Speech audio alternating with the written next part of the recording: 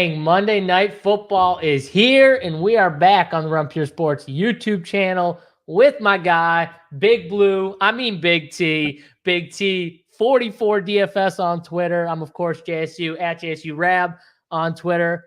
What's going on, Big T? How was your Sunday football action? Not as good as yours, who last night you buried the lead. JSU, like always, gets in the winner's circle.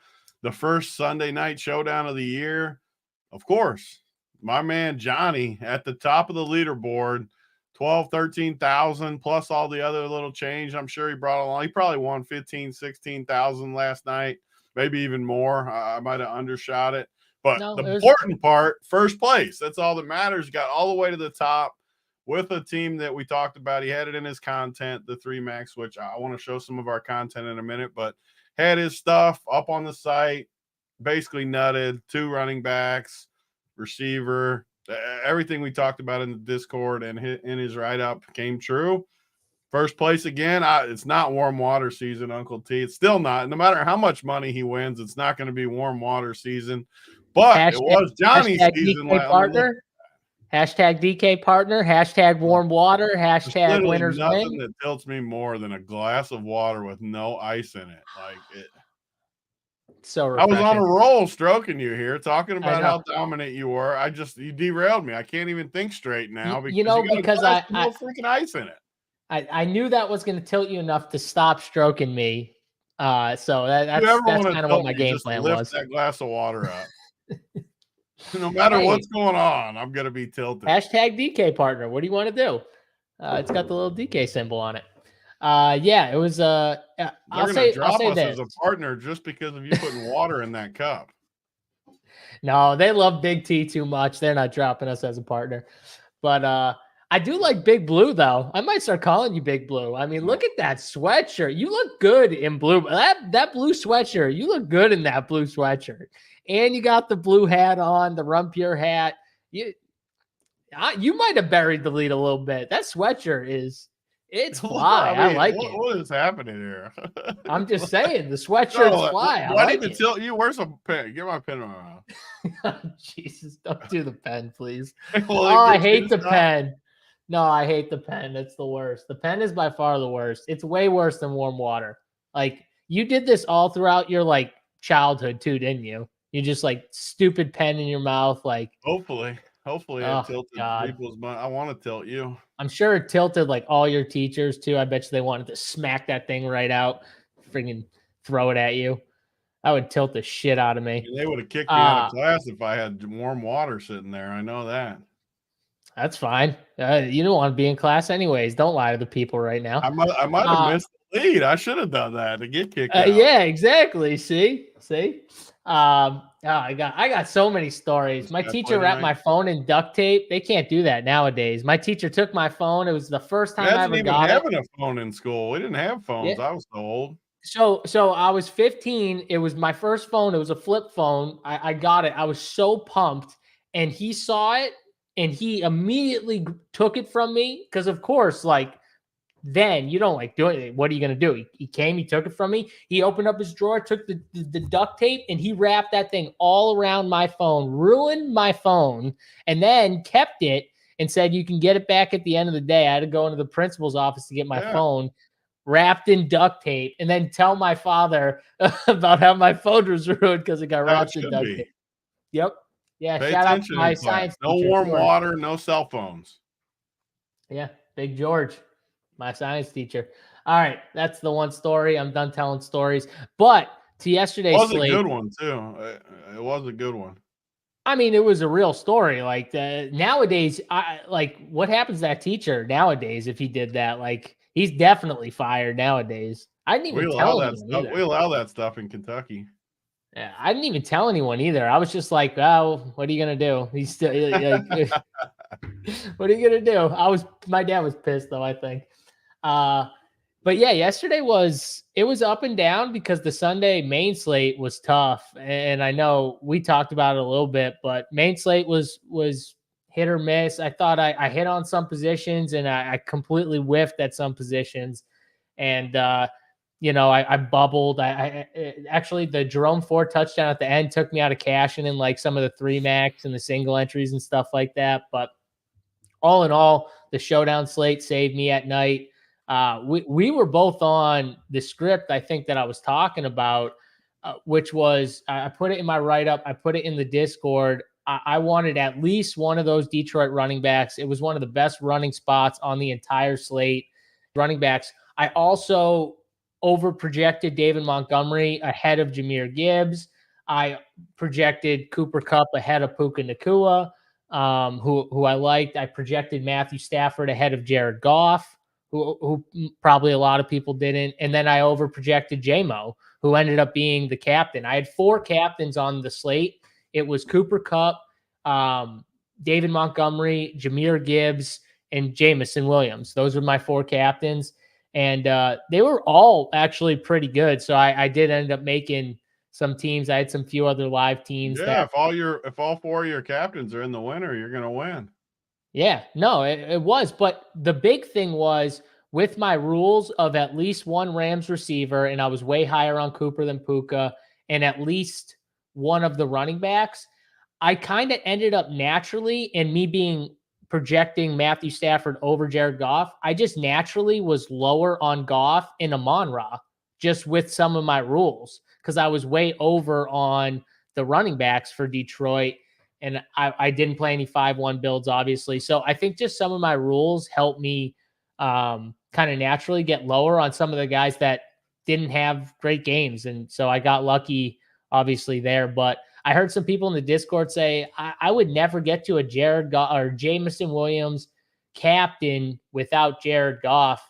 And in my head, I was just like, why? This is Showdown. Like, this stuff happens now all the time where it's not always naturally correlated. And Jared Goff's someone who he doesn't have that big of like he has ceiling games, but he also has pretty low floor games. And they run the ball so much, especially when they get inside the 5. It's like you couldn't see Jared Goff, even if they score 3 or 4 touchdowns, having only 1 touchdown, and it to be to Jamison Williams, and then everything else is ground. Like that could easily happen, and it kind of just worked out that way. Where I was lucky enough where it was ground game, and Jared Goff got 1 touchdown and wasn't on the winner. Matthew Stafford outscored him, so all that stuff kind of plays into it, but. Yeah, my takes were pretty right on for the slate, and if you followed my content, you probably at least cash. So, Yeah, I mean, and the thing that was crazy to me with your build was that it wasn't a bigger chop because playing a receiver captain with 2 running backs is the thing that hit me more than the no quarterback.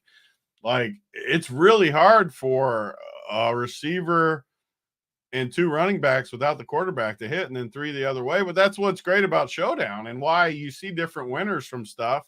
Anything can happen. And there's like our boy in the chat says, Ghost Jam, J-Mo can be a guy that takes an end around to the house too. So you have a lot of outs. I like builds like that. And it's one thing that SaberSim does, though, that like if you hand built a team, I don't think you could get to that really. I'm assuming that you couldn't have hand built that one. I don't think, did you? You couldn't have hand built that one. So I didn't, but I could have probably done it because my plan was to play to both those running backs on a good amount of teams. So I think I could have naturally got there because I was high on JMO at captain, but it wouldn't have been the first hand built team that I made with JMO. I'll say that. It might not have been the 5th. You know what I mean? It might have taken. Yeah. It's just the beauty of SaberSim, though, because like you said, it had everything you want. You wanted at least one running back. You wanted some upside at captain. We both like both running backs. It kind of hit everything. You wanted Stafford over Goff. It hit all your stuff to where you throw it in SaberSim, and that's what it gives you. Where I definitely would. I'll be honest, I would not have come up with that hand built, but I also liked it when it would pop up in Saber if it's like that. So. And there is builds like we've seen it. I've seen like solo ones too with builds like that where you play a receiver captain because that's how you get you. That's why I was so stunned that it wasn't a smaller chop because you said it to me and I didn't even think about it until you said it to me today on the phone. Crazy. And I was like, yeah, you're right. How did that thing get chopped so many ways? Just did you look at the salary? The only thing I could think is that they used all the salary or something. And it did have all good players in it, which also helps like to get Yep. copied a little bit. But I could still, go like, back. You want me to go back and see? I could go yeah, I back mean, and out see. of curiosity, I'd be interested to see how much Let's see. salary left. I'll tell But you. Let's see. JMO captain. So that was not it. Oh, let me just do. That's the cool thing about Saber too. You can like literally go back the next day and check your role and just see like you can see like if you thought you should have had more of somebody or like for me the Packers slate. I thought I hit the Packers slate perfectly. I was high on Jaden Reed. I was high on Tucker Craig. I was high on like a bunch of guys that ended up being on the winner, and I didn't end up winning money. Like I didn't end up winning anything big. And I was like, what did I do wrong? Like, so you can go back in Saber and kind of see. And I just felt like I didn't take as many stands as I thought in my head when I was running it. So on this slate, I made sure I was like, I'm going to take more stands and be a little more aggressive because that's normally how I play anyways. So it was just, let's see here. it's one way you don't have to. We were talking earlier. It's one way you don't have to like look at DraftKings all night too, because you know right away you got 4 captains. You know your builds. When all your dudes score like that, Cooper Kupp's going nuts. Puka's out with an injury. You know you're crushing. You don't know for sure if you got the nuts because me and you don't look that much during the game, if ever. Yeah. But you know you got a chance. So I like that sweat more than anything. Like when you know you basically got it, and you pull that app up and you're like, is it the nut or am I winning? How much am I winning? Because you know you're Correct. winning because of the way Yep. your script is. You're just like, okay, how much is it going to be? And that sweat, I love stuff like that. So it was so this team, it was a 3-3 team, right, Tony? It was a 3-3 team, and it was 49.5 was the salary. Yeah. So not full, but it was up there. So who are the 6 players? The 3 we talked about the 3 Lions, but who were the 3 Rams? So it was Cooper Kupp, who was one of my highest owned players. Matthew Stafford, who I think was my highest owned in the flex. I had none of him in the captain, but I think I had 90% of him in the flex overall.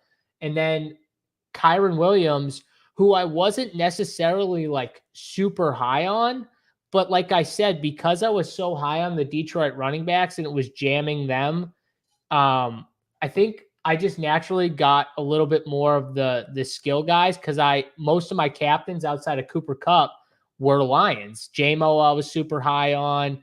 And so like I got enough of Kyren where he hit the winner at only 14.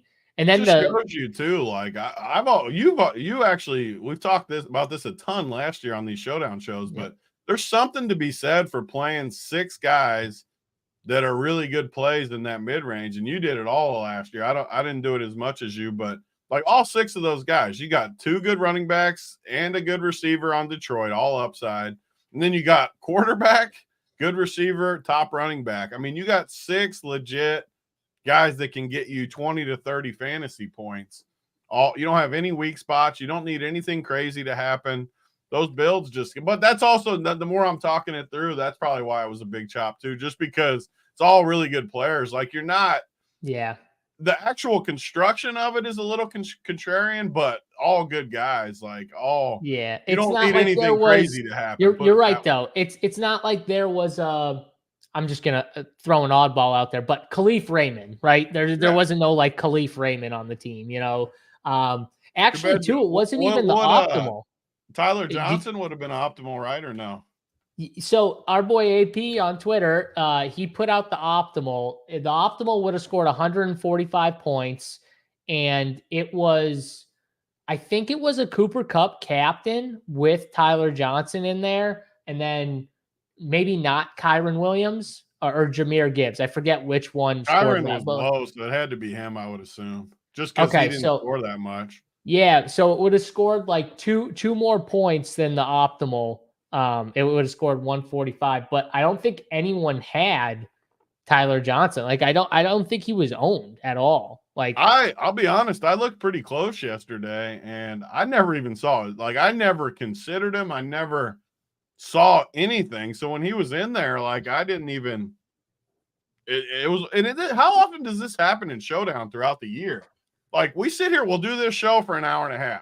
We'll do our content for an hour and a half. We'll read the Discord and other stuff we look through. And then the game will start, and some dude will house one, and you're like, I didn't look at him all day. Alec Pierce. How is that even possible? Alec Pierce. Alec At least Pierce. that Tony. was a full slate, though. Like, Yeah. it was. I mean, they'll get a third string tight end will score tonight or something. But seriously, and it's like, so Tyler Johnson, Tyler Johnson played in the preseason, and they did hype him up in the preseason a little bit. So they did Whittington as well.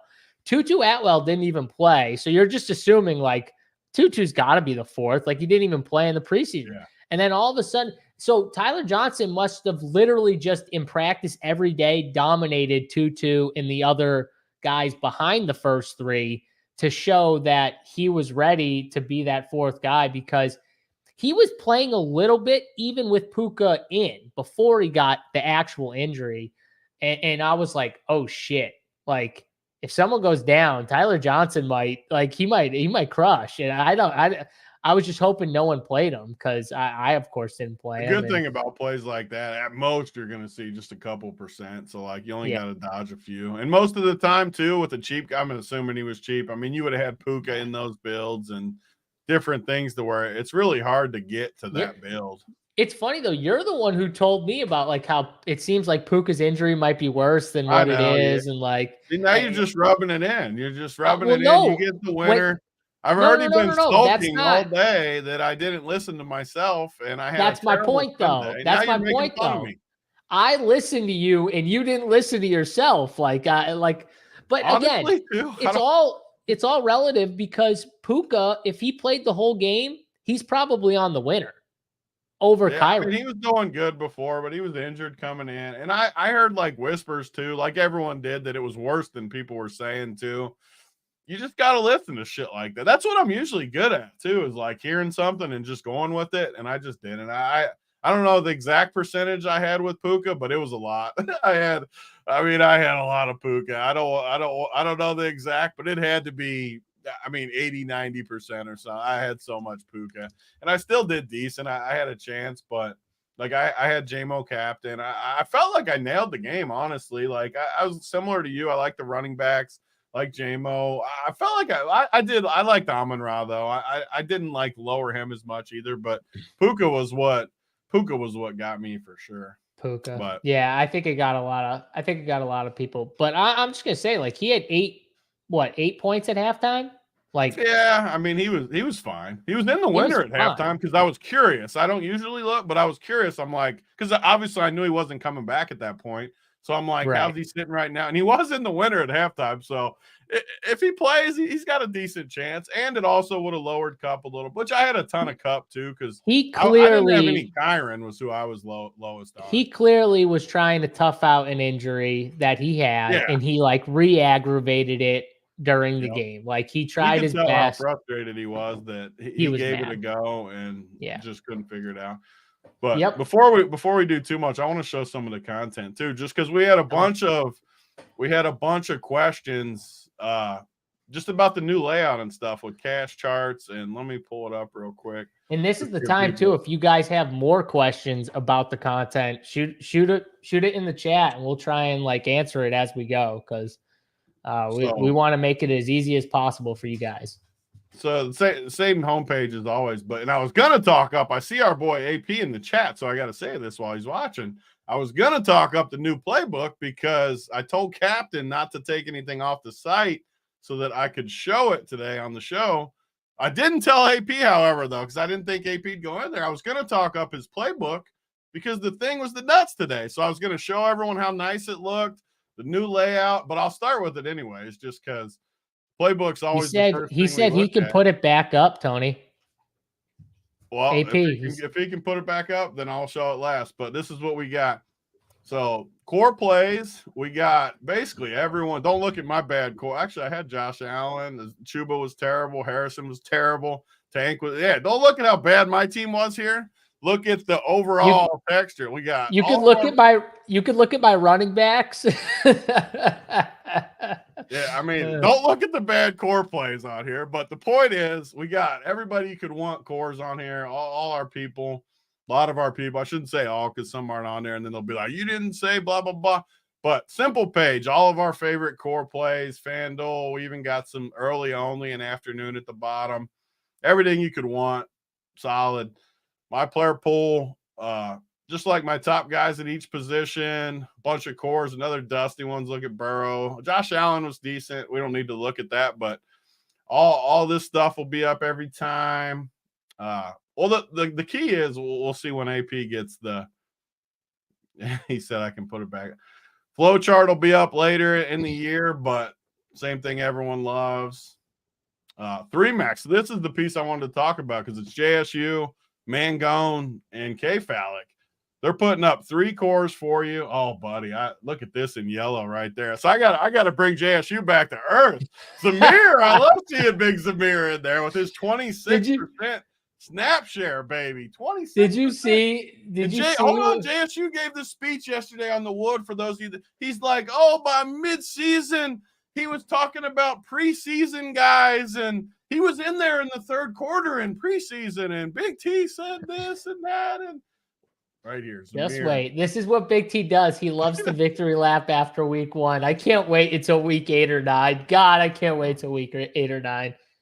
Continue. This has not been true near as much either, Josh D. I've been way better with this, so don't be coming in here giving bad mojo. They might have been bad plays yesterday, but they were up early and often. But anyway, so these guys ignore the Zamir play right there, but who was in there before Zamir is the question. You're really going to make me upset now. It was James Conner. There we go. Yeah. But these guys are going to give you a write-up about each team. I mean, no one's better at 3-max than K-Phallic, who just always has the most contrarian takes and just crushes with it. Mangone, 2 down here. So you got 3 people with 3 cores and write-ups about it. We had a bunch of questions yesterday, like where's K-Phallic stuff? Where's Mangone? Where's JSU? This is where they'll be. And for Showdown, too. So tonight for Showdown, I'm assuming nothing's up yet. If it is, you get a little free preview. But this was last night's, actually, so we can see kind of the guys that JSU was on. Even Montgomery's in this one, Cup. So these 3 were all on the winner, right? Parkinson was an awesome play last night, even though he didn't hit the winner. Good here and then here. So, I mean, all this stuff, he doesn't have J-Mo in here, but he liked J-Mo, and in Discord, too. When you're in Discord, there's a bunch of J-Mo talk, but all these guys are in the winner. This is the kind of stuff you're going to get with the Showdown. Let's see if this is what I wanted to show. Let's see if the playbook's back up. But yeah, so playbook, we got all the plays up here for the main slate, and I'll click on this in a second. So we used to have a cache spot where you could see all the plays. Now we're going to have it just on the playbook right here. So if you want a cash option, you're playing 50-50s, double ups, any of that stuff. We got Third and Schlong and Mangone. 2 of the best cash people out there. I mean, Third and Schlong's won more money playing cash than almost anyone. So, I mean, you want to build a cash team on a full slate, you come in here, where's the 5 cash plays? You got Anthony Richardson, who I think was just a stone lock yesterday in cash, even though I'm definitely no cash expert, but best plays right here. So you got Anthony Richardson, you got Kamara and Rashad White, who I think were pretty standard. Anthony Richardson could have had like a 40 burger easily. Yeah. I mean, oh God, he's so bad. Receiver, though, you got Tyreek Hill, who was like a cash lock. Yoshi, number 2. Neighbors, Godwin, who crushed. Drake London had a bad game, but his price was good. So you get all this stuff, though. Like Dalton Kincaid sucked. Again, this is not victory lapping or shaming the plays at all. It's just showing you it's results oriented, or it's not results oriented.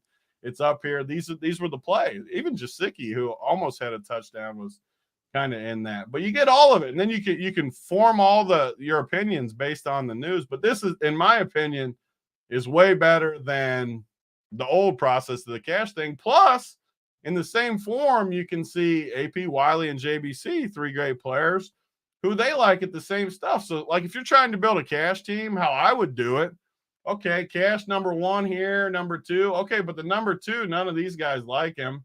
Here, everyone. So Anthony Richardson would be my cash quarterback no matter what, because he's number 1 and all 3 of these guys like him.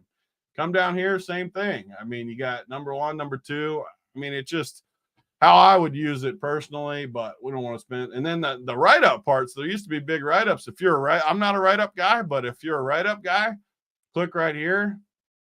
It's not going to show it because I'm here. Actually, I'll stop for a second and screen share the other one just so people can see it. What, the article? Yeah, hold on, right here. So this is what I click the link and this is what comes up. So all of a sudden you got the full write-up here. Whatever if you want to read a bunch of stuff out of the playbook, it's all right here, looking great. Really good, actually. It gives you plays, reasons why. I mean, just awesome stuff from AP. And I think it's a full breakdown. Huh? Full breakdown. I mean, it's a full breakdown. Position by if you position. like writing, click that freaking link, and it is right here. Yep. So this dude says, why don't you do more than 5 until someone wants? Well, for cash, for one, there really isn't more than that in play. And I mean, we're not going to just literally go all the way to. The whole point is to show our favorite plays. We're not going to just, I think 5, maybe receiver, we could go a little further, but like quarterback, running back, these other positions, you don't really need to. I don't think it needs to be. Maybe receiver, we could go a little deeper, but we're open for whatever. I think receiver is like the only one. All the like quarterback. Yeah. Why would you need more than 5? Like you're playing one of the top probably 3 quarterbacks anyways in cash. So I would say most of the time, but just to polish it up. And then as we go, obviously you got projections here. As the season goes, stats and JBC are going to put up stuff like this, like stack probabilities. This was updated for this week. So you got like Tua, Tyreek, they hit the 80-yarder. Tua wasn't incredible, but Tyreek got 30 like usual.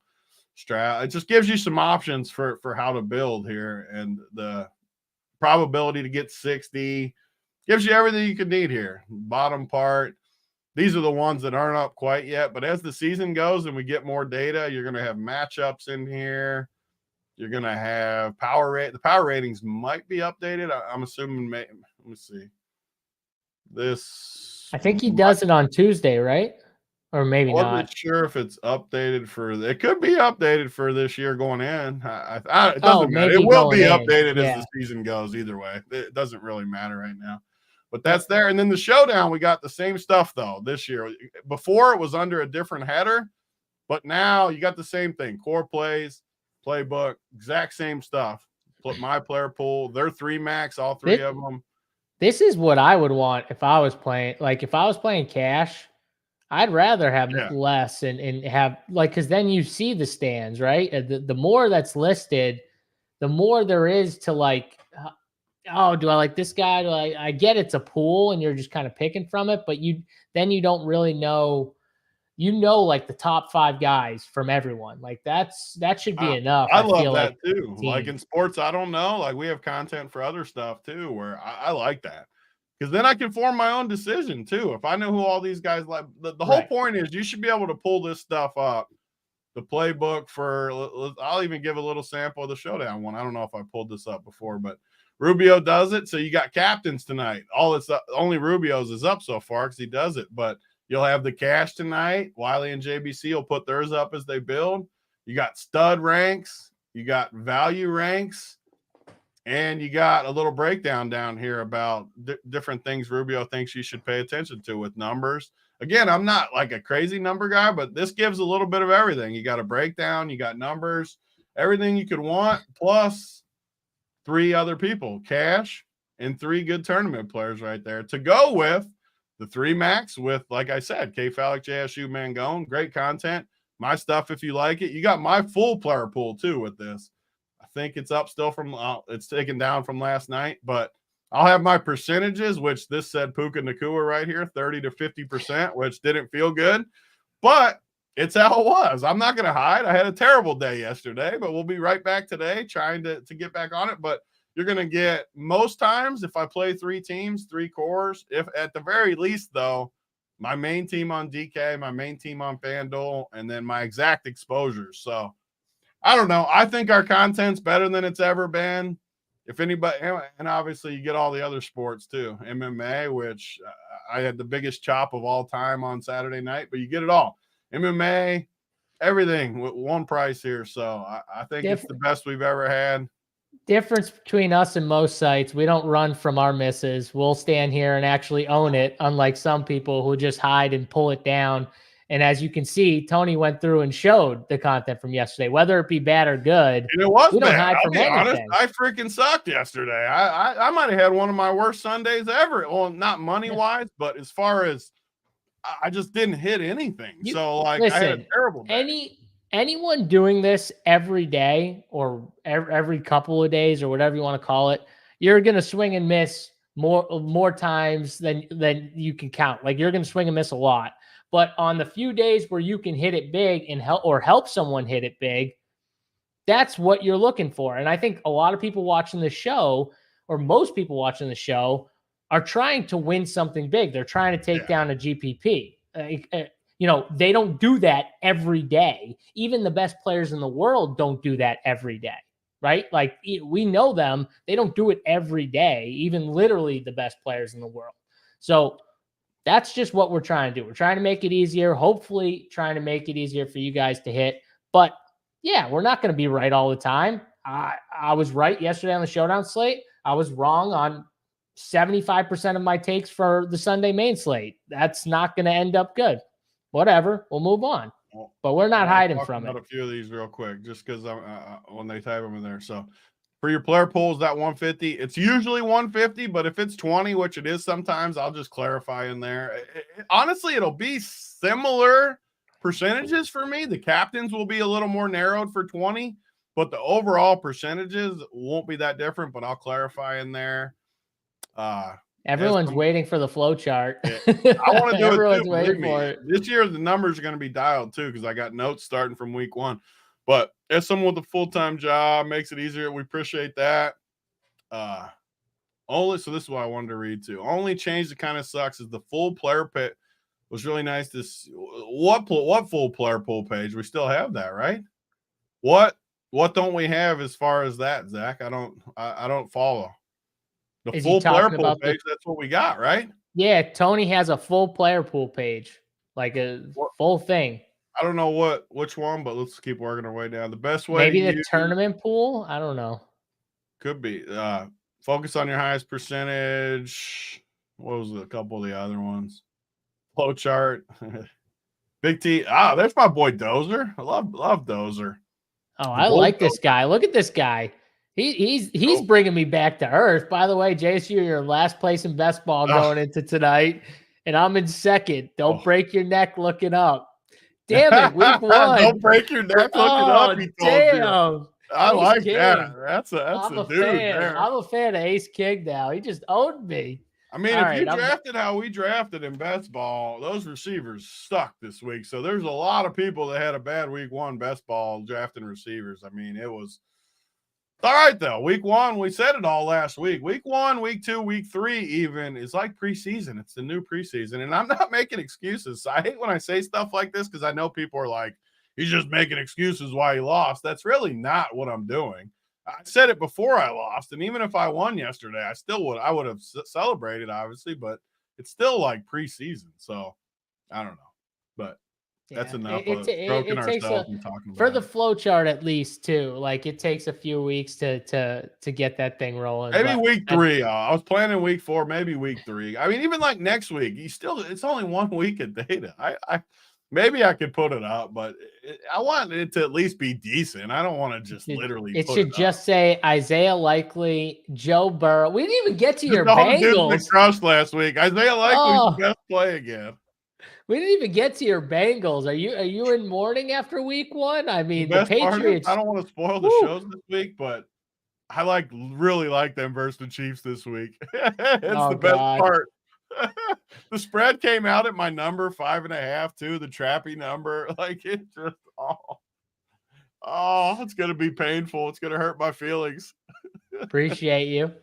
Yeah, that's gonna be a rough scene for you when you go against. This I is really our think they're Chiefs gonna win, team. though, is the You funny can't part. even you can't even go against. You can't go against our Chiefs team. They I are now. believe me, I don't want to. It's literally my exact spot I love, though. Like, one team looked great, one team looked terrible. The other team goes on the road, and it's only a 5.5-point spread. Like, oh my gosh. So wait, is it in Cincinnati? No, it's I'm in assuming. Kansas City on top of it. Oh God. That's what I'm Oh boy. saying. It's Trap City. It's literally Trap City. It's the number that always gets upset on top of it. And the Bengals match up good with the Chiefs. They always have. It's hilarious. So it's going to just torment me all week as I talk up Oh, that I it's like gonna the under. torment you. Is that an island game or is that a main slate game? No, it's a main slate. I think. Okay. I honestly don't know. I didn't look that close. Good. You can save some of your showdown money at least if it's in the main slate, because I don't know if you're getting the winner circle with those takes, but we'll wait. That's next week. We've got a game today to talk about here. We've got the San Francisco 49ers, NFC champs, taking on my New York Jets. That's right. I said my New York Jets because I am now a Jets fan. For this year, I'm a Jets fan. We're rooting on the Jets to win the division and go to the Super Bowl. That's what we're rooting on here, Tony. So I'm going to be pro Jets, Homer Jets the entire year. Go Aaron Rodgers, Brees Hall, Garrett Wilson. Give me all of them. I'm going to be into the Jets here this year. But this is a really good game. It's a great game for game one. San Francisco, they're fully healthy, or pretty much fully healthy outside of the rookie who had the unfortunate situation happen to him. But outside of that, they're pretty much healthy. And we got a good game. 4-point spread here.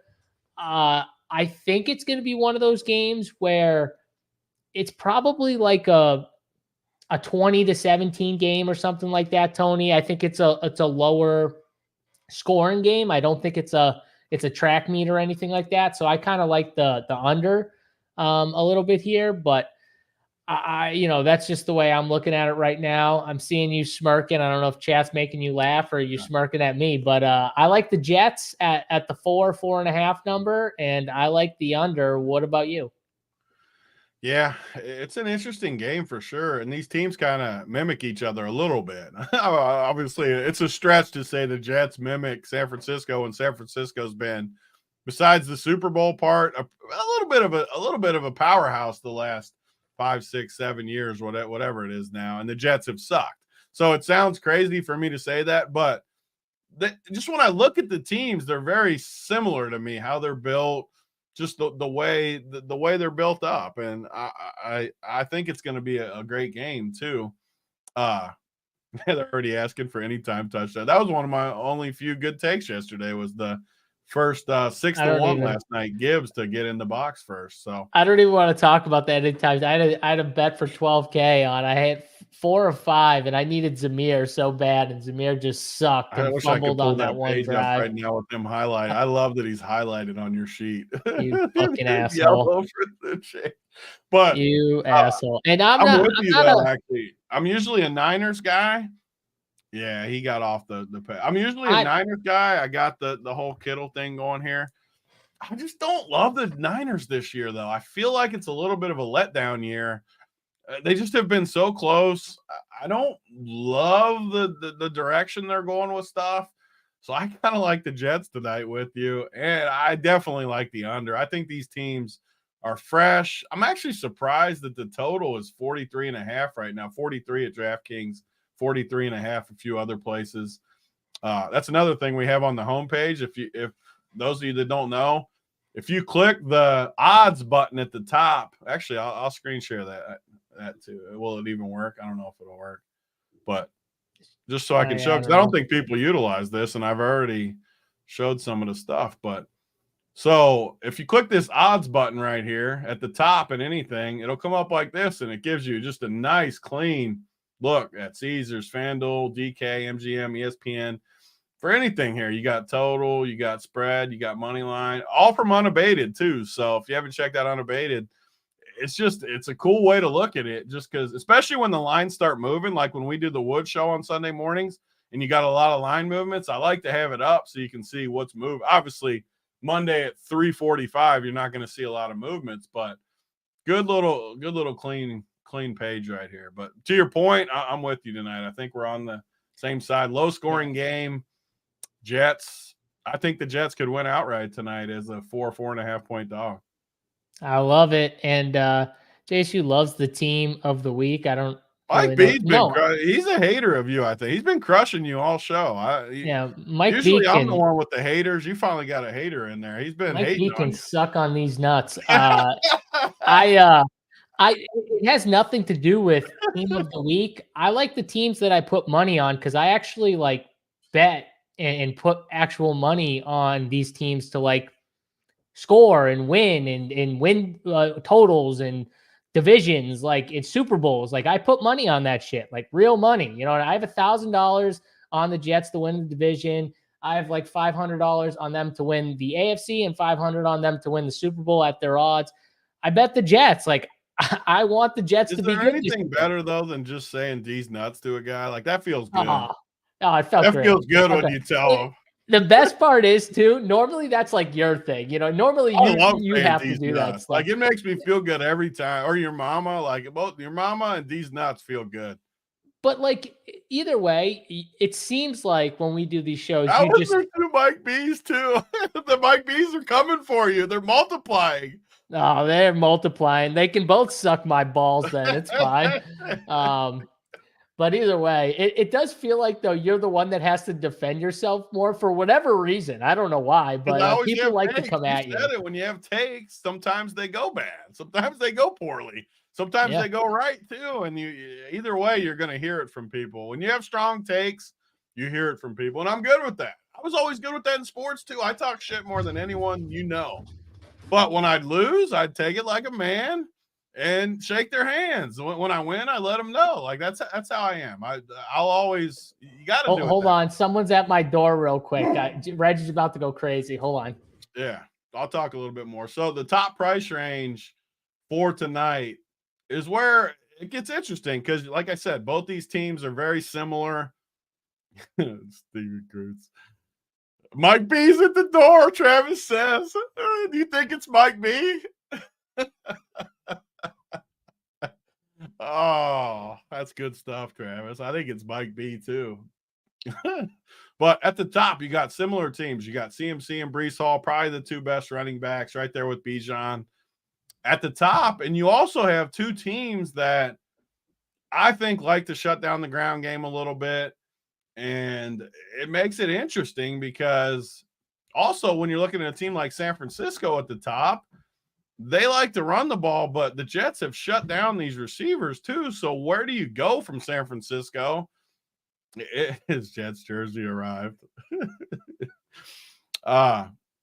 It makes it tough because obviously you got Ayuk who missed most of the training camp. Trying to get the contract and stuff. Debo's not as much of an outside type guy. So I don't know if he gets impacted as much by the way the Jets play defense. But like Ayuk is rough in this spot for me. I think the Jets actually could get San Francisco at times. The San Francisco's got beaten up a little bit by wide receiver ones going deep and stuff. So I'm always going to like Garrett Wilson in this spot, but I think the matchup, too, is nice for what Garrett Wilson does. He's the type of player that has beaten up on the Niners a little bit. You can even go back to, like, Rodgers and Devontae. They were always in good shape again. Even when they got crushed a few times versus the Niners, Rodgers and Devontae were able to get their way with them a little bit. Was it Mike B at the door? Yeah, it was if it was it better be all of the Mike B's at the door, not just the one Mike B. Yeah. Listen, JSU's not coming back with no black guy. I'm an adult now. I don't get into fights. Like people at these football games going insane, trying to kill each other at these football. What is wrong with people, by the way? Like I know drugs and alcohol is what's wrong. They get hammered. This is why we can't have nice things in this world, okay? Because you people ruin it for everyone else. All the people that are just there to have fun and watch the game, to bring their child to watch the football game, and you guys ruin it for them, and then they don't want to bring their kids. Why, when you're drinking and having fun, why do you have to turn into the movie 300? All of a sudden, you think you're the toughest guy in the world. You want to fight everyone because your team lost, or some dude said your quarterback sucked. Like, yeah, that's it. what it is. Some guys like, dude, Zach Wilson sucks ass. And then you're like, no, he doesn't. He's my quarterback. Okay, let's fight. Yeah, that's what happens. Like, it's crazy. I don't get it. But you're right. It's drugs and alcohol, and people just can't chill. Yeah, so I talked about the guys at the top and then down to, I mean, I think the quarterbacks are, the pricing on the quarterbacks, granted, neither one of them is going to run that much. 9,200 and 9K. This is the range. So we've done showdown shows forever now. This is the range where I think captain comes in a little bit more in play. When they're over like 10K and they get up there, it's tough. But you get into the 8 and 9Ks, it's a little easier to like double stack up, even like a Rodgers, where if you liked, like, just say Mike Williams isn't going to play a ton tonight, but just say you like Mike Williams and Garrett Wilson or something, you could easily double stack Rodgers in spots like this. But I think it's not a Ayuk spot. I think it's, I don't love the running backs, even though the running backs are obviously really good. And by not like, I'm not saying they're going to get shut down, but like I would take the unders on both of their projections. I think like McCaffrey somewhere around 23, Brees somewhere around 18. I think I would take unders on both of those guys, like projections. So I think the two guys, which this is always me in showdown, is the receivers, but Garrett Wilson and Debo and Kittle, as far as that 6K and up range, the three pass catchers are kind of my favorites right now. Yeah, Reggie's struggling, having a tough time right now after that guy showed up at our door. We don't have too many walk up to our door, so Reggie's struggling right now a little bit. So my dog loses her mind when someone comes to the door. Yeah, and your dog's little. Like Reggie's got a man bark. Like your dog's got like probably a little baby bark. Annoying though. Oh, I'm sure it's annoying as hell. But Reggie's got like just a loud I'd almost bark. rather a man bark. At least I could appreciate it. The little annoying little dog bark's terrible. You're right. That would probably drive me nuts, actually. Yeah. But yeah, I heard like half of what you were talking about. It sounds like we're kind of similar. I did some dry runs on Sabre this morning. Just seeing dry runs, not dry humps. What are you talking about? Nothing dry runs. Dry hump. Like without you like a little dry hump? I used to. Okay. Mom's couch. Mom's couch. The basement? No, at least the basement. Right in the main attraction. Once they went up to bed. Geez, no, you got to go in the basement, bro. Pop a movie in and get it done. No, that's doing it wrong. That's doing it wrong. All right, but either way, when I ran it, it gave me, Tony, how much percentage of CMC in the captain you think it gave me without touching anything? 30, 52% CMC in the captain. And I didn't touch anything. I'm not surprised by it just because of it. Whenever a projection's 5 or 6 points higher than the next guy, it just happens. But man, I would have to go under that. Yeah, I'm just so the guys I really like are the skill position guys for the Jets right under him. I love Garrett Wilson. I think that, one of the things the Jets did last year was they were just so bad passing the football. They were so inefficient. They had the fewest passing touchdowns of any team last year, third lowest in passing yards per game. They just had no success passing. And Breece Hall still had success. Garrett Wilson was open. He just didn't get the ball half the time or was thrown poorly. This stuff's not going to be that way with Aaron Rodgers. And I get it. Everyone's like, Aaron Rodgers is old. He tore his Achilles. He's still better than Zach Wilson. He's still more accurate than Zach Wilson. He's still going to get the ball out quick, much quicker than Zach Wilson did. So what does that mean? He's going to get the ball out and let these guys have a chance to make plays. And that's all you want. Like when you play Garrett Wilson, when you play Deebo Samuel, you just want them to get the ball in their hands so they can go you don't need the 60-yard down the field pat. No, get them the ball quick. Get him a few catches, kind of like what Stafford did with Kupp early, right? Get him involved in the game. Get Puka involved in the game. short to intermediate stuff. Let them try and make a play. If they can't, they go down. And then eventually, as the game progresses, the big plays come. You saw that big play on the sideline with Kupp where he tapped his toes, which was like one of the biggest plays of the game. That's the stuff that happens as you build these guys into the game. Garrett Wilson is going to have a monster year this year. I think he could crush in this spot. I think Breece Hall is going to have a much better time running the football this year with a solid passing game to help him out. Like that's going to help the run game when you actually have a threat of someone to pass. So I'm going to be super heavy on Breece Hall and Garrett Wilson, the captain. I'm going to make a rule at least one of these guys on all my teams.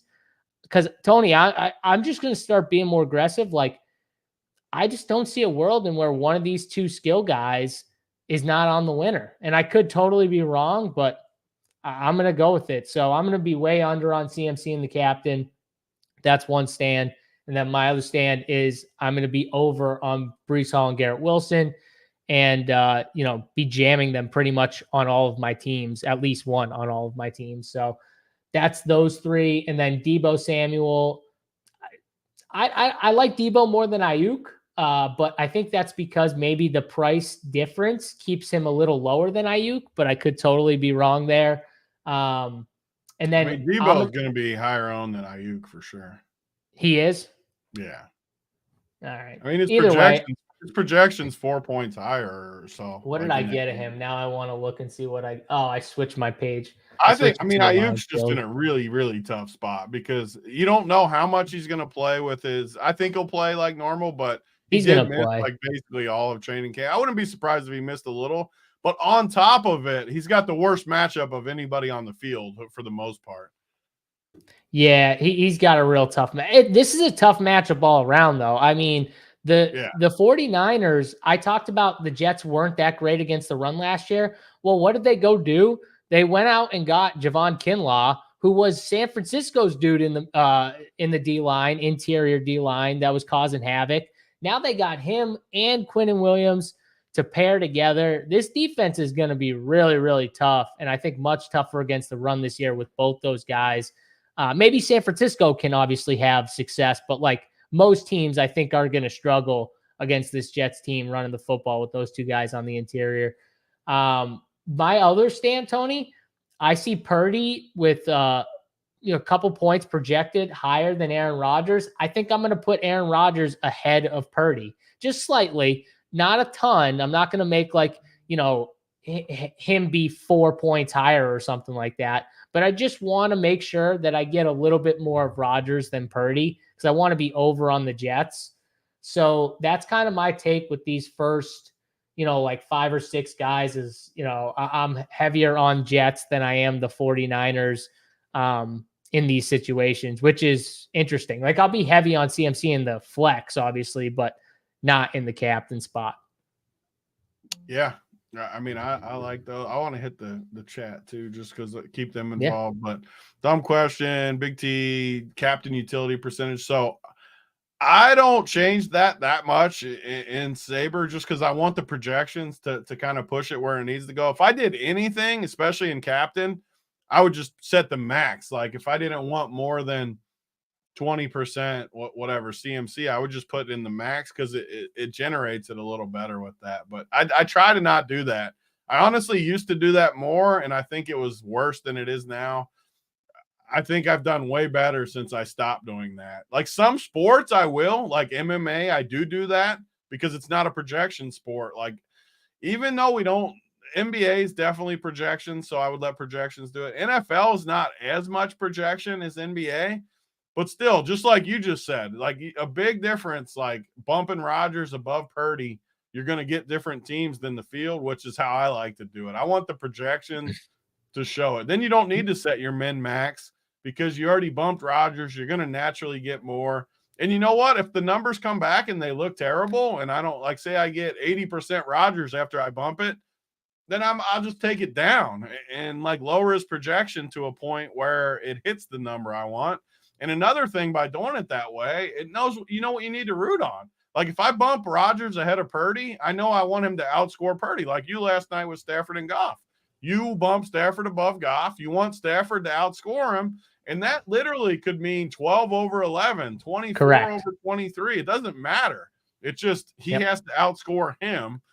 And like you said, a lot of these situations, it comes down to the winner too. Like you said, I want one of the two stars for the Jets, Garrett Wilson or Breece Hall. One of them is probably going to hit the winner, no doubt. So if you were to bump Garrett Wilson above Breece Hall, which I might do tonight, I know I need Garrett Wilson to outscore Breece Hall. It's that simple to know what you need to root on. Yeah, exactly. It's like last night too, specifically when you talked about the exposures. When I was talking to Tony, I said the first run I did, I got 50% David Montgomery in the captain, and I was like, whoa. I love David Montgomery tonight, but I don't want 50% of David Montgomery in the captain. I was like, so what did I do? And I just noticed that I was moving players down, and I bumped David Montgomery, but it wasn't the massive bump. It was the fact that I was moving guys down. So it was just jamming David Montgomery. And of course, I had a running back on every team on all my teams from Detroit. So I was just getting a ton of David Montgomery. So what I do, I went back in there. I bumped a few of the guys. I bumped down. I bumped back up a little bit. Brought David Montgomery back down just a smidge, ran it again, and got the 25 to 30% that I wanted. You know what I mean? That was what I was looking for. And I got kind of so you got to play with it a little bit. You got to play with it when you change the numbers. Give it a little. Yeah, you got to show it a little attention, right, Tony? You got to show it a little attention. You got to play with it. You can't just. It's hard to just run it in like 3 or 5 minutes and just get exactly. You shouldn't just do that because you're not going to get. You need to do some stuff to it. You can't get the job done without a little foreplay, as they call it. Get in there and warm it up a little bit. Warm the oven. You can't cook the pizza rolls without the oven heated up. That's right. That's a fact right there. It's tougher. You got to make it a little easier on yourself. You got to get a little moisture in the air. Yep. When you're older, you're not just dry humping like Tony was back in the day. You're not just dry humping everything. You got to actually get the job done. You know what I mean? You got to get in there and get the job done. But so I think we kind of detailed that pretty good. That brings us down into this range past IU, because we talked about IU. He's in a tough spot. But like George Kittle, Mike Williams, who they said is going to be limited, coming off the injury and stuff like that. And then you've got like the 49ers defense, the kickers. I don't want to go too far into it, but like start with Kittle and Mike Williams, Tony. Like, what are we doing? I think Kittle's in probably the better spot of the pass catchers just in general in this matchup. And Mike Williams is tough for me to get to a lot at that price tag. Yeah, Mike Williams is going to be the type of guy that is really, really hard to play. But if you need a low-owned guy, maybe you go to him because he's definitely not going to play a ton. But he could house in the few plays that he does play because I guarantee when he's on the field, the plays that he's going to be designed for are the fade patterns where Rodgers can throw it up to him. Yeah. So, and the good part about plays like Mike Williams, I mean, he's going to be 10% owned. So, like, you don't have to go crazy on a play like that, but he's the type of guy I want some, knowing he's not a great play. He's not a great play. He's not going to play that much. You might only get one chance to catch a 50-yard touchdown, and he's got to convert. But if he does, he could be on the winner. I mean, Kittle, I think Kittle's in the other tier. Granted, I'm a Kittle guy, but I think he's more in the Ayuk territory than this range. So I actually think after Kittle's kind of the next range of stuff, just because Kittle's a great play tonight, in my opinion. I usually have a good feel with Kittle, too. This feels like a Kittle game against a tough defense, tough team. Fresh legs. He's not hurt yet like he's always hurt midseason. I think it's a great spot. But the only annoying part about Kittle is they just use him to block so much. That's why he literally. But this is the Kittle thing, and in other games they don't. So you never truly know what's going to happen that night. But he's definitely like that's why he's always been a great showdown play because he truly either gets nothing or he smashes. So he is the perfect boom bust play, like literally boom bust. So he's a good captain play, right, Tony? Because he's literally getting you like nothing good and you're losing, which or he's nuking, and in which you're going to probably want him at that price tag in the captain spot. It's like the JMO almost from last night. Yeah, I mean, in a similar way, it definitely is. Similar. So my thing for the next tier, though, so I haven't talked up kickers the first few showdowns. I love these kickers. I mean, you got two good kickers. They can both bang them from 50. They are going to get opportunities because both defenses are good, but both offenses are good enough to move the ball a little bit. Both defenses are built to kind of let you move between the 20s and then shut you off. Everything screams kickers to me in this game, and Conklin's in that range too, where I think Conklin's a great play. Again, I know I keep saying it, but I think these teams mirror each other a little bit. Kittle and Conklin are similar plays to me where I think they can eat a little bit, and Conklin's half the price of Kittle. So I actually think Conklin is in my captain pool too a little bit, just because I think this matchup's pretty good for old Conklin across the middle. So that price point's awesome for him, 3,600. But that's those are my next favorite in this grouping. And then you got guys that I don't love. I mean, Jawan Jennings, don't get me wrong, I'll have some of him, but don't love it. Mike Williams, we talked about. The defenses, I want to be about field level. I think they'll both be 15, 20%. I'm good with field. Both teams can definitely score on D, so you want some of these Ds. But I got to say, Tony, that 49ers defense price tag is egregious to me. It is, but that's what makes it. Compared to the Jets defense at 3,200, I just physically can't play the 49ers over the Jets D for 2K when I think they're similar. I think they're very similar, and I think the Jets have plenty of upside. Like 3,200, I'm going to be high on the Jets D. That's like my next. That and the kickers take were my next takes, and I'm with you on the kickers 100%. I might even. I don't know if I'm going to do this yet, but I might just say at least one of these kickers on all my teams too. Like I think it's a kicker spot. What you said, it's bend but don't break defenses, right, Tony? Like they'll bend a little, but they don't fully break. I think that helps the kickers in this scenario. So, I'm with you on the kickers. I might put the Jets defense slightly ahead of the 49ers D. I might just, again, not by a lot, but just like by 1 point even. And there are 2K difference. So I remember doing this last year with Detroit in the Packers game where I took the road defense. I think it was the Packers, but I can't remember. It might have been the Lions. And I put them ahead of the favorite defense, and it ended up being the winner in Showdown. And the only reason why I had the combo was because I did that pretty much, because I would have gotten none of them if I didn't move it. And you're going to get, you'll get a little Jets defense, but I don't think you'll get a lot unless you move it a little bit. So, yeah, I like the Jets defense a lot. You're going to need this price range, though, too, just because we like the studs in this game. You're going to spend salary. This is not a slate to leave salary, so you're going to fall in this range a ton. What's like your min on a slate like this? What's your min salary? I mean, I want to use most of it. At most, like 49.1 or something on slates like this. Oh, even higher than I thought. I thought you were going to be like 48.5 or something. There's just too many like studs. Because like if I can ever go from Ayuk or Kittle up to one of the running backs, or like I want to do that. I don't want to leave. There's too many good players in this game. These teams are stud built. I just don't want to. It's not a slate I'm leaving salary. I'll say that. It's always it didn't turn into. It's always that way. Yeah, who doesn't love Cinemax or used to love the Cinemax channel at night? Like, come on, I don't know if it's even still around, but yeah, we love that. So after those guys, Tony, because we're pretty much on par. Well, I don't know about you with the defenses. Did you have a defensive take? I just want to be. I like both these. I'm not jamming. If you guaranteed me what percentage they would be, I would play it exactly at the percentage. I don't want the D's to beat me. I just want to be right on par with the D's. I mean, I got to think they're not more than like 20-ish. I think they'll be 15 to 20 just because they're both good D's. Definitely not more than 20, though. I'd be less surprised if they were low than high. Like, I don't think they'll be higher than 20. I bet you could be less, though. Like, they could come in like 8 or 10, and I wouldn't be shocked.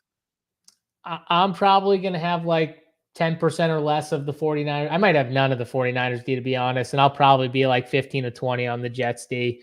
Maybe a little higher, but after you watch Kirk Cousins yesterday, you can't just fully bank on Rodgers just being normal. It's just the price tag, though. Like, I can't play them over. It's not going to matter when they take a sack to the house or pick to the house. I'll keep them in, but I'm gonna project them low, so I'm not gonna get that much of them. But then you get to the question. This is the question of the slate for me, Tony. Mike Williams limited. We know Garrett Wilson. Who's the second or third receiver for the New York Jets? Because they've got a bunch of them. We saw Tyler Johnson yesterday just come out of nowhere. No one thought that was going to happen, and he was the fourth guy who replaced Puka when he got injured. And what happens if Mike Williams goes down in the game, which could easily happen during the game in his limited snaps? He goes down or someone else does, and you're like, oh, okay, well, this opens up the door for big playing time.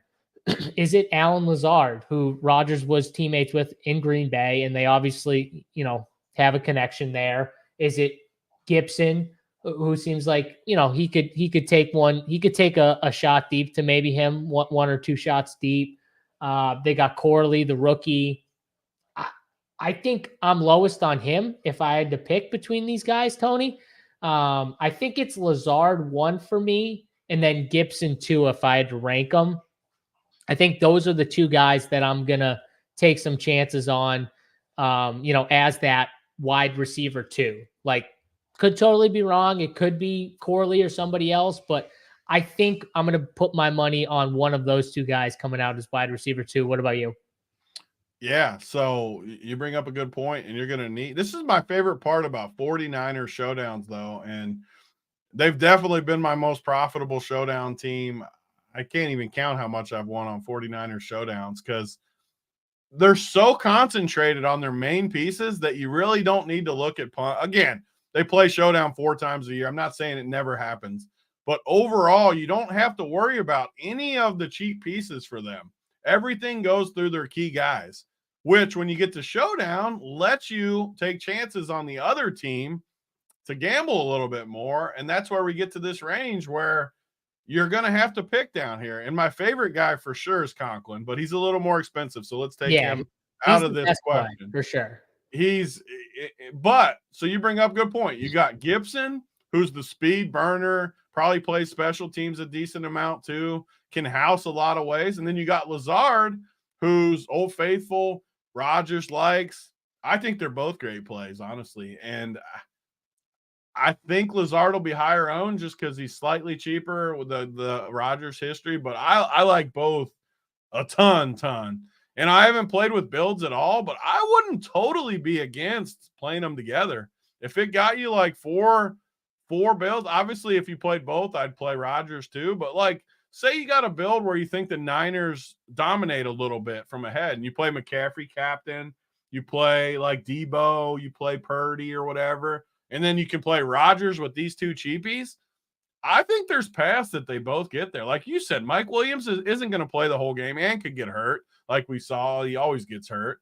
So these guys are going to be on the field, and they serve two different purposes to me. I think you can see Gibson playing some plays in the backfield. I like both of them. I don't like Corley as much. I drafted a bunch of him in best ball. I think he's more of a later in the season type play where someone gets hurt, he comes in, gets more work. And you've heard the stories with Rodgers, like with rookie receivers, they make one mistake, he gets pissed, and then they're just out. Like he's not there are guys that are like that. So I think Aaron Rodgers is like that too. Like Alan Lazard definitely seems like the safest bet to me. Like if you just want the safest wide receiver 2 bet, like he seems like it because at least Rodgers trusts him. You know what I mean? Like, so, but Gibson's definitely the upside guy. One other thing, Tony, what about CMC's? He has that little injury. He says he's going to play. I know he says he's going to play. He said that on Friday, like I'm going to play. But do you play a smidge of one of these backup running backs in the, I know we hate talking about injuries, but we're fresh off a Puka injury. Do you take a smidge of Jordan Mason or Garindo at their price tags and just say, hey, these teams aren't going to win probably if CMC plays the whole game. But if something happens and I got 5%, well, you know, you're probably like with the field on some of these guys, and you never know. Yeah, so this is kind of where I take more stands these days. I used to take stands on like good players like Breece Hall, like I wouldn't play him, and that was a mistake. I shouldn't have done that. But now this is kind of where I take my stands more. And in this spot, I'm just not playing these guys. I'm going to take my chance more in the receivers. Sure, like when one of these guys goes down or something, I'm in big trouble. But when they don't, I just don't. I mean, these guys are workhorse backs. I just don't see it. I would maybe like take a chance on Braylon Allen, but he's expensive. Mason's kind of expensive too. I just would rather play those Jets receivers and Conklin and all that. I'm taking a hard stand against basically all these cheap. I'm not playing Juice. I never play Juice on 49ers Showdown. He's like the guy everyone always likes to play. I just never do. And sure, sometimes he gets the 1 yard. I always fade Juice too. He is 600 though. A lot of times he's a little more expensive. He always gets owned though when he's cheap, and like he'll get more ownership than you think too, because people always remember the 1 yard touchdowns, and you can chant Juice and like get all. Well, they love him. They love him. Yeah. They want to get him in the. I swear to God, like every game like that, they give him one chance. Like, dude, we got too many studs to give you multiple chances, but you'll get one. Like, you'll get one shot to get in that end zone. So this is the type of game where I don't even think if he gets in, he's going to be on. I don't think like 6 is on the winner tonight. I think it's another night. You need double digits. It's another thing we say all the time on these Showdown shows, but give me 6 guys in double digits tonight, and I'll take my chances. Kind of like you last night. Granted, some of them hit upside. But give me 6 dudes that get me 15 points, and I'll take my chances tonight. And he's never getting you 15, so he's out of play. And those other guys are those Jets 3 guys, Conklin, Lazard, and Gibson, are just great plays for me. So I want a lot of those 3 guys. So that's where I'm at. I'm not playing any of these cheapies. I'm trying to find somebody who's the cheapest guy I would play. Like, so Rucker, I'll have from Rucker at 1,200 just because the tight ends in spots. We've seen that happen a million times where he'd be the cheapest I'd go, though, I think. Yeah, I'm not playing Ronnie Bell. I'm not playing Chris Conley. I'm not playing like any of those like backup San Francisco guys. I'm probably not going to play. So if they do well, then that won't be good. But I think it's what you said, though. Like, you want to get as many of those guys in that upper tier as you can, and then take your shot with like 1 or 2 of those cheapies you talked about. You know, whether it be like the kickers, the Conklins, the Lazards, Gibsons, those type of play. You want to get as many of the studs and then get 1 or 2 of those guys to finish out your team. Those are the best teams. It's just with CMC, Tony, people are going to naturally take shots on the Juices and the Ronnie Bells. So those are going to be the difference, I think, between like our teams and some people that just jam CMC and just play all those cheap guys and just pray one of them gets like a lucky touchdown or something like that. So yeah, I think we're pretty aligned on this slate here from a standpoint. Tony, who would be like your favorite captain? If you had to pick one captain, who would be like your favorite guy? I mean, it's going to be a stud for sure. As of right now, I haven't ran my numbers yet, so I don't know how the pricing works out, but I would say Garrett Wilson is my favorite. My favorite ones for sure, though, will be Garrett Wilson, Kittle, and then the 2 running backs. I don't see myself really going away from that. And again, that's the popular ones anyways. So, I mean, I'm not saying that those are crazy. They might be the 4 highest owned captains. They could, but those are the ones I like. So I'm not like, I don't really see another path. Maybe Debo, but I don't like Debo as much in captain tonight. I don't know. I like it. I'm going to play a good guy captain tonight, though. I'm not going to play like some cheaper thing captain. Yeah, we're very similar. The only thing I'm probably not going to play as much CMC captain as you. That's where we're going to be different. I'm probably just going to play him in the flex mainly, and then I'm going to play a little bit of kicker captains. Like, don't get me excited. I like kicker captains bring us good vibes. I mean, I like these kickers. Like Greg Zerline's got a he can boot it. Like I see this game where there's multiple field goals. So yeah, I mean, that Dallas kicker again yesterday. It wasn't the showdown, but he had to score 20-something points. He was banging them in from 60 every time. Like, he's so good. Yeah. Yep, I like it. I'm going to be so those three guys that you said, what was it? Wilson would be my one too. Wilson, Hall, Kittle. Movement. I had movement too. Yeezy. Kicker captains make it move a little bit for sure. Love that. It'll still be one of the best ever Road Pure Nights. But we had like 20 members wed with a kicker captain, and the whole industry was so tilted by it. Graham, no, nothing is better or more satisfying than seeing the whole industry tilt their faces off about a Road Pure Sports train winner. That's the best thing with kicker captains too. So it's kind of fun to root on too, because when you get in that field goal range, you start rooting for stops. Yeah. But no, I will say there's nothing worse though than when you have it and first drive they get like a 54-yarder and they miss it. It's like the opposite of what you naturally root for though, right? Because naturally you root for touchdowns. Everyone wants overs, touchdowns, right, Tony? So like no one's ever rooting for, unless they're rooting on their team or someone no one's rooting like, let's get a field goal, stop them, get a field goal. Like, right, you're in the range. So that's the best part sometimes. When you watch with Uncle T, like it'll go like 2 trips and he's like, acts like the world's coming to an end. He wants all 50-yard passes and 58, 53 games. God, I love Uncle T. Shout out to Uncle T, my guy. He like panics 1 trip in every time though. Like, I can't believe they're not scoring. We're dead tonight.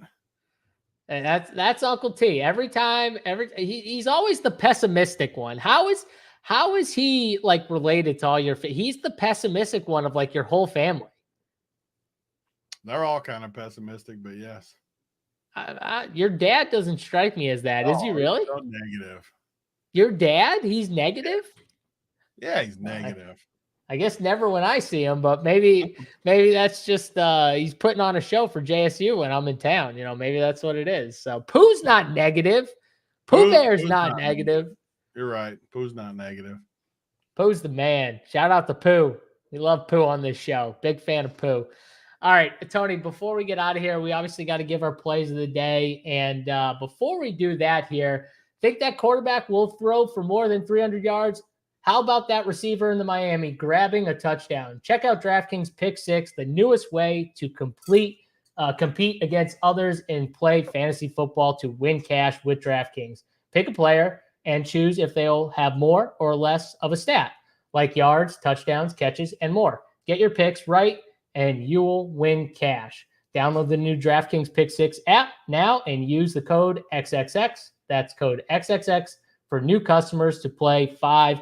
Get 50 in Pick 6 credits, guaranteed, plus 1 month of NFL Plus premium on us. Offer expires 9/19, only on DraftKings Pick 6. The crown is yours. Gambling problem? Call 1-800-GAMBLER. Help is available for problem gambling. Call 888-7897-777 or visit ccpg.org in Connecticut.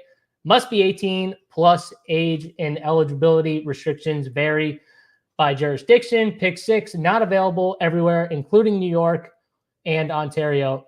Void where prohibited. See terms at pick6.draftkings.com/promos. 1 per new customer. Reward issued as $50 in non-withdrawable Pick 6 credits that expire in 6 months. NFL Plus premium offer available only to new and former NFL Plus subscribers. Additional NFL Plus premium terms in NFL.com/terms. Bam!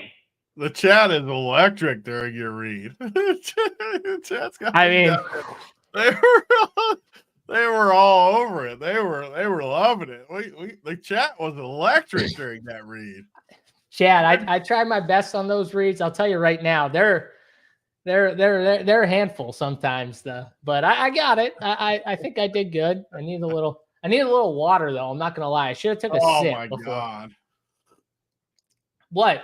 Hashtag DK partner. Oh my God! You know, got the crown. The crown is yours, people. Water. The crown is yours. You're welcome, DK. If you ever see me pick a glass up like that with water in it, you know I'm being held captive. You're held captive. I just realized you said that. This is why you'll never come visit me, because I'll just hand you warm water all You the time. probably You're literally have nothing else to drink in there, do you? There's no way you have like a Mountain Dew in the refrigerator. Mountain Dew. Bro, the only time I ever go get drinks is when like my father-in-law or the grandparents of my wife are in town and I got to go get Pepsi products. Pepsi products. You just literally that's put the only time. your cup underneath the faucet and just get your warm water and come back to the desk. Oh Yeah. my God. Yeah. What I don't need to drink anything. I don't drink soda. I don't drink any of that crap. That's all bad. That's so bad for you. Don't drink soda, people, please. That shit is so bad for you. It's terrible. But I mean, half the shit we eat is bad for you too. So, or not half, like 90%. So, yeah, does that taste good? You would be drinking Mountain Dew out of a fucking cup like that. You guys in Kentucky are like a totally different breed. Like no one drinks more Mountain Dew. I've never seen Mountain Dew be drank at a consumption of like the levels that these guys drink Mountain Dew until I went to Kentucky. It was insane. Faucet water, good Lord, with his pinky up. Yep. Jason, don't you worry, bro. This is clean water.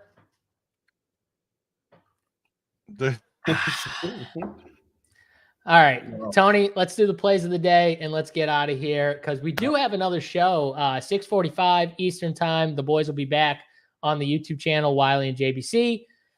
So we'll get out of here and get the content up for the people. If you're not a part of Rump Your Sports, RPS15 is the promo code for 15% off your first monthly or weekly payment over at Rump Your Sports. Check us out. We got all the site or all the sports on the site that you would need. NFL, MLB still rolling. We've got MMA weekly.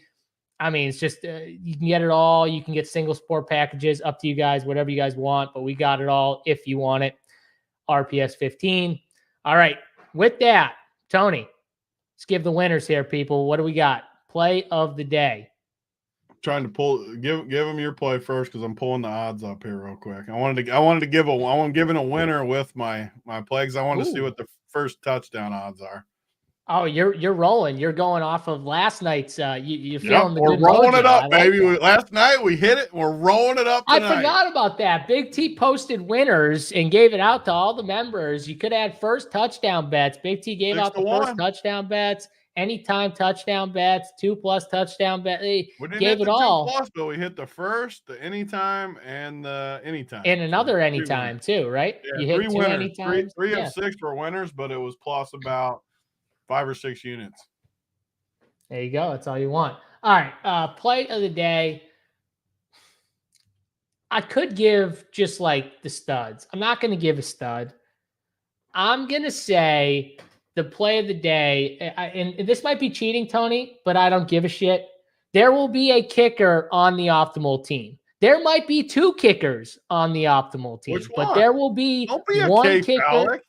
Pick one. There's no oars in this. There's no. Greg Zuerlein will be on the winner. Greg the Leg will be on the winner. Kicker will be optimal. This is our slate, Tony. Kicker optimal. Here we go. Yeah, there's no phallic oars in here. There's not a Zuerlein or Moody. That's Greg the Leg never left us At least I didn't leave a quarterback off my core completely. True. Greg the Leg has never let us down. Never. But, so I had this plan the whole time how I was going to give this speech for the play of the day, and I wasn't going to talk about this guy that much, but you led me into it too much, and you put it on a tee for me, so I oversold it a little bit already, but that's okay. But my play of the day for sure is Allen Lazard. Rodgers is known for going back to his veterans. He loves veterans. He did this with James Jones 15 years ago, 12 years ago, however long it was. He always goes back to veterans. His receiving room is short tonight. Allen Lazard is an absurd value at 2K. And on top of that, 35-1 first touchdown, 650 anytime touchdown, 6.5-1 odds anytime touchdown. DraftKings, hashtag DK partner. But 35-1 first touchdown? Are you freaking kidding me? Coming off last night, we hit a 6-1er to build up a little credit. 35-1 first touchdowns. But the even better one, don't get me wrong, I love that one. But plus 650 anytime touchdown is even better for Lazard. Love it. I love this. And if you wanted to get crazy here, Tony, anytime touch, you crazy. can. Yeah. You can go anytime touchdown bets. Tyler Conklin and Alan Lazard for plus 4,900 on DraftKings Sportsbook. If you want to put those things together, you could even get more crazy and go your first touchdown bet with Tyler Conklin anytime touchdown. Just like round robin those guys, and then guess what this is, Tony? Just 2 picks on DraftKings. First touchdown, Alan Lazard, and Tyler Conklin anytime touchdown. I mean, it's got to pay outrageous number. Yeah, I can bet 100 on it and win 24,000, baby. That's see, like that is a great bet, though. Like, granted, it probably won't hit, but like, the upside on that is absurd for something that isn't even that crazy. And that is something. If you're betting $5, $10, that is something you can bet. It just like you're burning it, right? But you bet like that. These are the bets you do. Like, put $5 on this, try and win 24 or $10 on it and try and win 2,400. Like, that is the stuff that you want. Like, it's not even that crazy. Like, that is not that crazy of a bet. Like, it's just not. What is this? Come on, Doogie Howser. What's Doogie Howser in here? Get a room or talk fantasy football. What have we been talking about? We're talking about winners, Doogie. You don't like DraftKings Sportsbook winners? I don't know. Doogie. We just spent an hour and a half talking about the slate. You don't like DraftKings Sportsbook winners? I don't know. He doesn't like 100 to win 27,000. He doesn't like those. Yeah, he must not gamble. He must just play like fantasy football, like all those NFL fantasy analysts on Twitter. You know, those guys that plays. He must be one of those guys. Just plays like season long. He's a season long expert. I see those guys all the time. Never won anything, but they're a season long expert. They're a football expert. But yeah, your first touchdown bet is better than mine because I was going to say Tyler Conklin, but he's 25-1. I was looking at the 2 when I was doing it, but the 35-1 was, I couldn't pass that up. Yeah, he's 25-1. I thought he was going to be a little higher, but I still like the 25, and I like to bet the longer first touchdown odds most of the time, unless I just. Unless I don't see anything, then I'll go to like. Last night was the exception for me because I thought they'd run it in, and we had even before it won, we had like 2 or 3 chances to get it. Like, I usually don't bet the favorite, and it was still 6-1 last night, so it wasn't like I'm not betting McCaffrey at plus 340. No, not for first touchdown. No way. Yeah, granted, he'll probably score first, but still. Yeah, I mean, that's why it's plus 340, but I'm still not doing it. There's no reason to bet that, though. Like, it's stupid. And that's what all the casuals bet, too. Like, they go in and just pound McCaffrey first touchdown. It's interesting. Jordan Mason's first touchdown bet is on par with Tyler Conklin. I mean, I wish I could bet the other side of that one. He's plus 650 anytime, but 25-1 for first. It's just because he's a running back, I get. Like, I don't know. I'm sure they just bake it in case like McCaffrey rolls an ankle or something. Like, it's just. But you wouldn't think it would be first though, right? You'd think it would be like the anytime they bake in he's plus. I don't know. Maybe I'm just DraftKings. Do what you do. That's good. So all right, we gave a few winners here. I like it. Garrett Wilson. I'm definitely gonna bet his overs. So he's the other guy. He's the stud that I really like. So could be wrong, but Alan Lazard touchdown. I'm definitely betting those props. So Alan Lazard, Tyler Conklin, check out those props on the DraftKings Sportsbook app. Tony, anything else before we get out of here? Let's get it tonight. Look, you won last night. Go back to back, or else someone else in here watching or Run Pure Community take it down tonight. I think Big T's coming for me tonight. He didn't listen to his words. He didn't even list himself. He said everybody else. I don't deserve it after yesterday. All of you. I got freaking stroked yesterday. I wasn't even close. Stop it. We've gotten stroked before and we've come back and shipped. This is the time. This is when Big T, he's got George Kittle on this slate. Like, this is his slate right here. This is when Big T ships. So I might just follow Big T. I might just not put my content up and just follow Big T to the winner's circle, baby. We're ready for this slate.